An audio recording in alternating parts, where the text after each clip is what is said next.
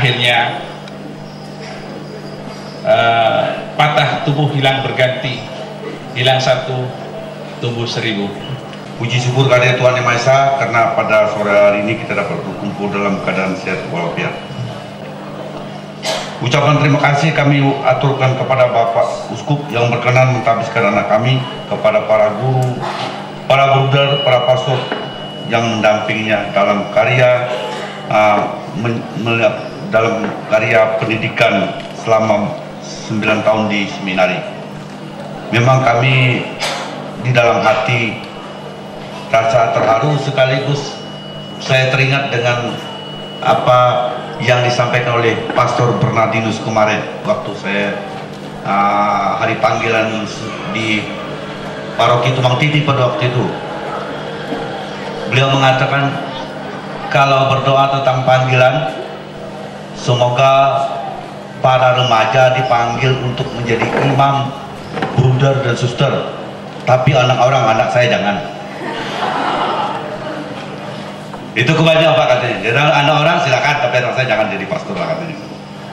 Tapi ya saya berpikir tidak demikian, karena saya menyadari bahwa anak itu adalah titipan Tuhan. Di dalam dialah akan berkarya, berfungsi, mau kemana anak itu. Maka pada sore hari ini kita sama-sama menyaksikan bahwa anak kami Pak Tri Sudiono telah ditahbiskan menjadi pastor.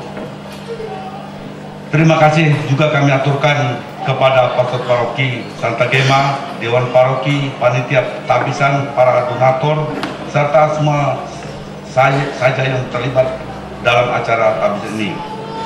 Serta terima kasih pula kami aturkan kepada para undangan yang berkenan meluangkan waktu dan tenaga untuk mendukung panggilan anak kami ini. Kami tidak bisa membalas budi baik saudara kalian, selain pula berdoa semoga kehendak baik dan usaha kita selalu diberkati oleh Yang Maha Kuasa. Akhirnya harapan kami sebagai orang tua, semoga menjadi imam yang baik dan dapat melayani umat dengan penuh cinta kasih. Sekian dan terima kasih. Selamat sore Bapak Uskup yang kami hormati, para pejabat Pemda Ketapang,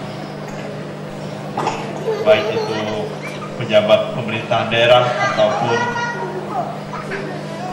DPR, para suster, bruder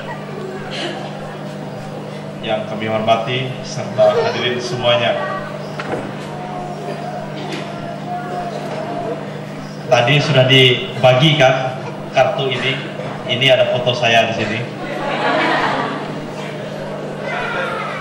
Di sini ada tertulis, ini ada Romo Martono yang menerjemahkan ini di dalam bahasa Indonesia, di dalam bahasa Latin, dan saya bahasa Indonesianya. Di sini ada tertulis Omnia in Gloriam Dei Pacite.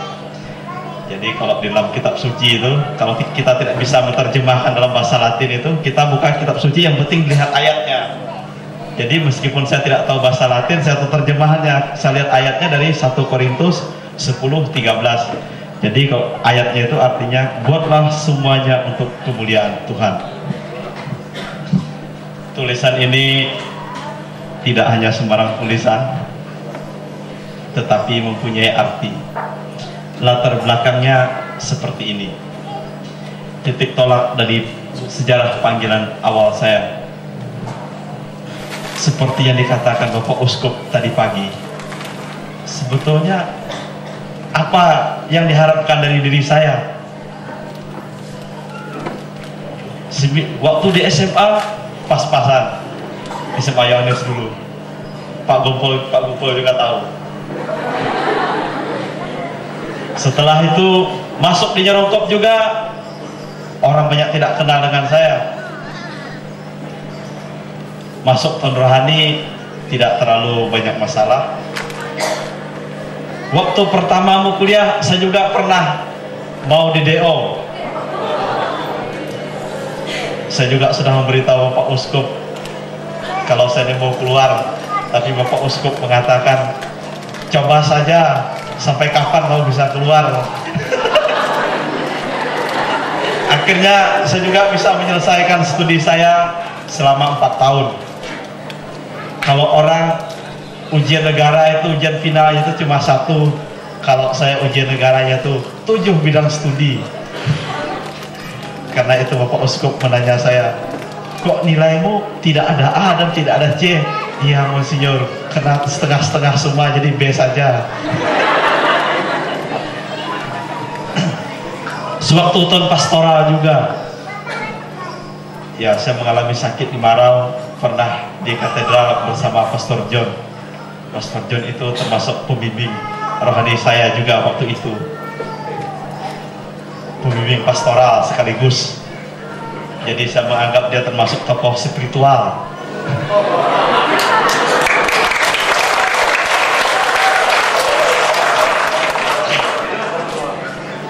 Di Pontianak saya bersama dengan Romo Wismo. Kami dulu bukan di seminari tinggalnya, di rumah kontrakan. Tapi agak enaknya apa? Ngontrak rumah orang kaya. Jadi derajat hidupnya agak di atas sedikit, gaya juga agak lumayan di atas, jadi agak enak sedikit. Selama dengan Romo Wismo, saya mempunyai kesan, saya tidak menganggap dia sebagai atasan atau juga teman, tetapi dia sebagai pendamping. Itu yang menjadi kekuatan bagi saya, termasuk yang saya alami juga bersama dengan Romo Koko. Selama tahun dekonat, saya juga selalu memulai karya saya itu dari Marau. Jadi tahun pastoral saya memulai karya saya di Marau, dan setelah itu tahun dekonat juga memulai karya di Marau. Tetapi tidak sampai 1 tahun, cuma 2 bulan saya dipindah ke Balai Berkuat dan di daerah Balai Semandang.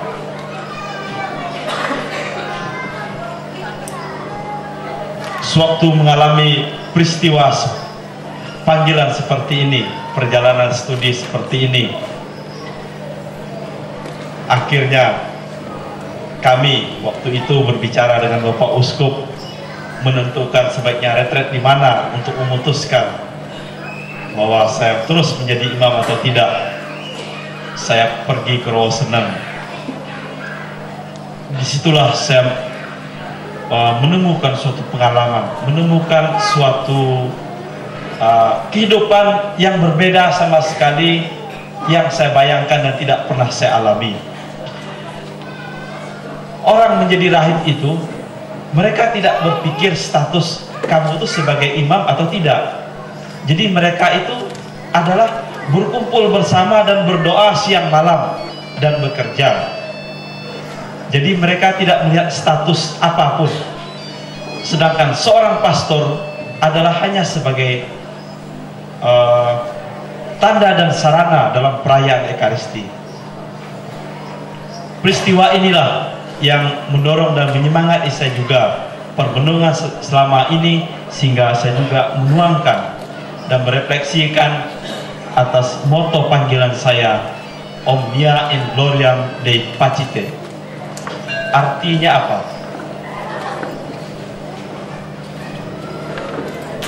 Semua yang kita buat, semua yang kita lakukan, apapun yang terjadi, sebetulnya dari pengalaman hidup juga, latar belakang saya sebagai orang yang miskin dan pernah juga mengalami bagaimana hidup menjadi orang yang kaya. Jadi kalau saya pergi ke Romo Wismo itu, sampai ke mall itu naik sedan gitu loh. Padahal kalau di kampung tidak pernah melihat sedan gitu loh. Tapi kalau di Jawa, saya seperti orang kaya. Kalau keluar dari sedan, semua orang melirik saya, termasuk cewek-cewek. Ada om katanya, ada om datang, mereka lirik pikirnya mobil saya gitu loh. Sekarang juga saya berdiri di depan ini, ya tidak ada modal apa-apa, tetapi saya dipercaya, saya diberi tugas oleh Bapak Uskup untuk memberikan pelayanan sakramen sebagai tanda dan sarana keselamatan, dan juga menjadi tanda sebagaimana orang rahib juga mereka berdoa memberikan suatu tanda bahwa di tengah-tengah kesibukan orang mencari uang, orang sibuk masalah proyek, orang sibuk masalah yayasan dan sebagainya, tetapi mereka masih tetap berdoa. Di tengah sibuk-sibuknya orang menonton sinetron dan sebagainya, mereka tetap setia dalam doa. Jadi saya juga berusaha dari peristiwa itu untuk memuliakan Tuhan sejauh saya mampu, hidup tidak meladani para rahib, tetapi saya berusaha untuk hidup yang baik, berbuat sesuatu untuk memuliakan Tuhan. Tetapi saya menyadari kalau sekarang saya dielu-elu, tetapi